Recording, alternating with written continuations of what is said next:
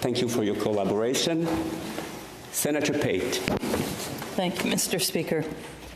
Honourable Senators, Bill C-16 is presented as protecting victims, despite clear evidence that its criminal law responses will perpetuate the criminalization and incarceration of survivors of violence.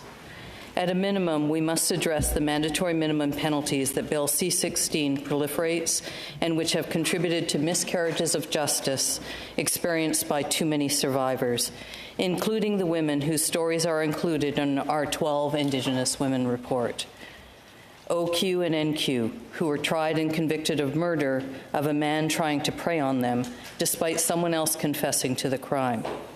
S, who was criminalized as an accomplice to her abusive partner's drug dealing and allowed to plead guilty to the death of her closest friend under circumstances widely accepted to be suicide. GS, serving a life sentence for killing an abusive partner while trying to protect herself and her children from violence. Taken together, these cases present a pattern of marginalized women being failed by our health, housing, social, economic, and legal systems, abandoned to unsafe situations, disbelieved and re-victimized if they report violence, and then blamed and criminalized if they defend themselves in ways that erase both their experiences as victims and our collective failure to adequately intervene and prevent violence. At committee, the Canadian Association of Black Lawyers said, quote, "Due to negative police perceptions and harmful racial tropes, Black women who call the police for domestic intervention are often subject to intense scrutiny. In many documented instances, the survivor was mistakenly arrested and charged with uttering threats or assault," end quote. The Women's Legal Education and Action Fund referenced, quote, "systemic racism within policing that leads to both under and over policing of Indigenous women. There sometimes is this notion of what a survivor looks like. Racialized or Black and Indigenous survivors tend to be criminalized themselves or identified as the aggressor," end quote. Law professor Emma Cunliffe cited, quote, "research that suggests that unfortunately police and prosecutors often misidentify the true perpetrator of harm and that this extends to circumstances of coercive control. This is particularly true of women who fight back against their abusers," end quote. The Canadian Bar Association testified, quote, "What we see in family court is the perpetrator twisting the facts, such as allegation that she's the one who has alienated the kids against me, and she's the one who has used coercive control against me," end quote. Survivor Kendra Cook testified, quote, "He had me charged with uttering threats of death. It has been stayed because there has been no evidence produced. I had to find emergency care for my kids. I can't attend school trips right now with a stay on my record. I can't work in my field," end quote. Constitutional law professor Colton Fair noted, quote, "The minimum sentences for murder are problematic because they can create a strong incentive to plead guilty to manslaughter, a problem that often arises in self-defense cases and is particularly prone to raise fairness concerns with battered women who kill their abusers," end quote. Dr. Pam Palmater emphasized, quote, "The research shows that 18% of those wrongfully convicted of crimes were the result of false guilty pleas, and it should be no surprise that nearly all of them were Indigenous, racialized, female, or living with a disability," end quote. The final report of the National Inquiry into Missing and Murdered Indigenous Women and Girls states as follows, quote, 90% of Indigenous women who are incarcerated have a history of domestic, physical, and sexual abuse. The violent crimes that Indigenous women commit are defensive or reactive to violence directed at themselves, their children, or a third party. The Canadian justice system criminalizes acts that are a direct result of survival for many Indigenous women. This repeats patterns of colonialism because it places the blame and responsibility on Indigenous women and their choices and ignores the systemic injustices that they experience. The Canadian state is not held accountable for how its colonial policies contribute to the victimization and incarceration of Indigenous women, end quote. The Mass Casualty Commission ultimately declined to recommend criminalizing coercive control, concluding, quote, the fact that this form of violence is misconceived limits effective responses and interventions to the detriment of women's safety, end quote. It instead made evidence-based recommendations to improve public safety, including, quote, promoting women's economic equality with attention to intersectional needs and providing secure and stable funding to support women in poverty to access economic and personal safety, end quote. The commission highlighted the experience of Nicole Doucette, whom I knew as Nicole Ryan. Nicole repeatedly reported to police her ex-husband's coercive control, stalking, rapes, and threats to kill her and her daughter. The police insisted that they could not intervene. When Nicole's father suggested that they try to find a way to fight back, police set up a sting operation to entrap her. An undercover RCMP officer posed as someone willing to kill her ex, and she was charged with counseling the commission of murder. When she was acquitted, the Crown appealed. Her case went to the Supreme Court of Canada, which emphasized, quote, the disquieting fact that, on the record before us, it seems that the authorities were much quicker to intervene to protect Mr. Ryan than they had been to respond to Ms. Ryan's request for help in dealing with his reign of terror over her, end quote. The Mass Casualty Commission identified the prevailing approach to violence against women in Canada as, quote, keeping women unsafe, end quote. Will Bill C-16's approach to coercive control, a criminal offense, more training, more police resources, offer victims better protection? How has it gone in other countries? In Scotland, the gold standard for criminal law-based response to coercive control, research shows, quote, although conviction rates have been high when the offense is reported and charged, most instances of violence are not reported, and most reports do not result in charges. There has been no impact on femicide rates, and, quote, most participants felt the onus was on them to keep themselves safe after reporting, end quote.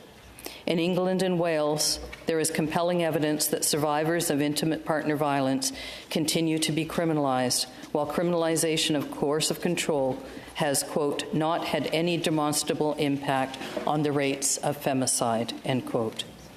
In Australia, which has a legacy of incarceration of Indigenous peoples more comparable to Canada's, the evidence reveals that, quote, risks of being misidentified as the primary aggressor are highest for socially disadvantaged and marginalized women, end quote. Victims report that they are concerned about perpetrators misusing the offenses to magnify and amplify abuse. In New South Wales, where there was a whole-of-government effort to train police and legal system actors, provide public education, and account for experiences of First Nations people, few charges were laid. In Queensland, where none of this took place, there were more charges, but few advanced. So far, there is no clear impact on the rates of femicide, but it is predicted that, like the other jurisdictions, it will have, at best, if any, a negligible effect. Bill C-16 is a missed opportunity to set the record straight. Mandatory minimum penalties do not deter crime, but do fuel the overrepresentation and incarceration of poor, young, Black and Indigenous peoples, and especially women. Bill C-16 attempts to reinstate mandatory minimums struck down as unconstitutional by courts using a so-called safety valve that, except for life sentences, allows judges to not apply a mandatory minimum where the result would be unconstitutional, as in cruel and unusual. This safety valve does not respect Canada's commitments to implement the calls of the Truth and Reconciliation Commission and the National Inquiry on Missing and Murdered Indigenous Women and Girls, or the legal requirements set out in Section 718(2)E of the Criminal Code, often referred to as Gladue factors. Anywhere a mandatory minimum applies, this statutory duty to consider alternatives to incarceration, especially for Indigenous peoples, cannot not be considered. Contrary to the minister's opinion that Bill C-16 will safeguard the constitutionality of mandatory minimum penalties, it is vulnerable to constitutional challenges. Professor Colton Fair stated, quote, "While the minimums for murder, to which the safety valve does not apply, were upheld in Luxton and Latimer, these cases applied a now overruled methodology. The incorporation of Section 718(2)E and evidence on the impact of long-term imprisonment on individuals suggests that these challenges have a reasonable prospect of success if re-raised," end quote. The Canadian Civil Liberties Association noted that the Supreme Court stated that to ensure constitutionality, a safety valve must provide, quote, "that the residual discretion allow for a lesser sentence, and any lesser sentence, not only prison sentences." The restrictions in Bill C-16 do not allow this. At committee, witnesses including the Canadian Bar Association, the Women's Legal Education and Action Fund, National Association of Women of the Law, Canadian Association of Black Lawyers, Criminal Lawyers Association, Canadian Civil Liberties Association, CAFES, and constitutional law professor Colton Fair all recommended ensuring the safety valve apply to all mandatory minimums in the code and or ensure access to non-carceral sentences. Bill C-16's approach to mandatory minimums will ripple through the court system. The most vulnerable will bear the human, social, and financial costs of having to mount challenges to legislation that is not charter compliant. There are also costs in terms of trust and credibility. There is a growing and pernicious rhetoric in support of mandatory minimums and the notwithstanding clause, suggesting that the executive needs to rein in judges, vilifying them for doing their job or of applying the law and the charter to the facts of a case, despite requirements to provide reasons that are open to scrutiny and appeal, or portraying them as out of touch, despite the fact that they, and not legislators, are the ones who meet and hear directly from the accused, from victims, and witnesses in each case. Less than a year ago, the 3 Chief Justices of Ontario issued a joint statement after provincial political actors sought to attack and undermine judicial independence for political gain by spouting the types of misinformation that Bill C-16 risks encouraging. The Chief Justice of the Supreme Court of Canada recently warned, quote, "Attacks on the independence and legitimacy of the judiciary are not just institutional concerns. They are warning signs, the first step toward dismantling the constitutional safeguards that protect our democracy," end quote. We are seeing in real time where this road can lead.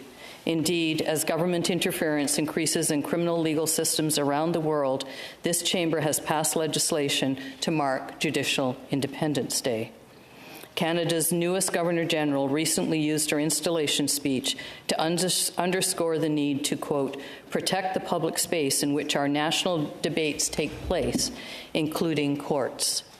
The peaceful management of our differences is nowhere better expressed than in the Canadian Charter of Rights and Freedoms.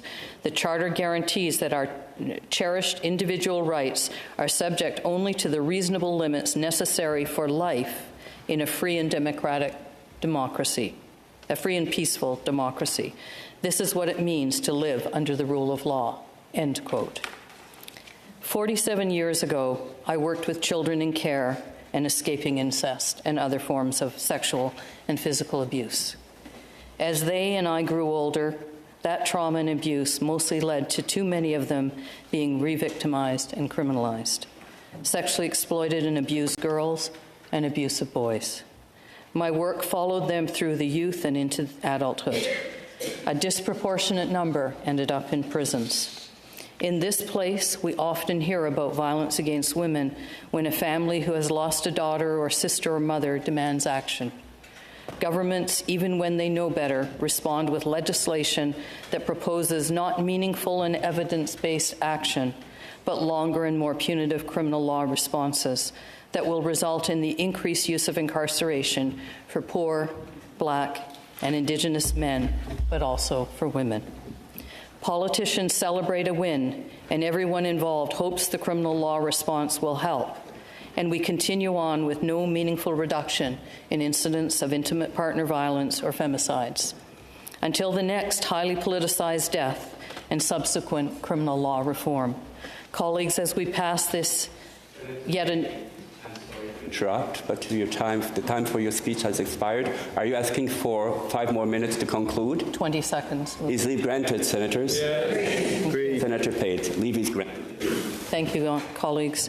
Colleagues, as we pass this, yet another such bill, let us all consider the heartbreaking question posed by the Mass Casualty Commission when they asked, quote, "Why do we repeatedly commit to addressing gender-based violence but fail to live up to this commitment?" End quote.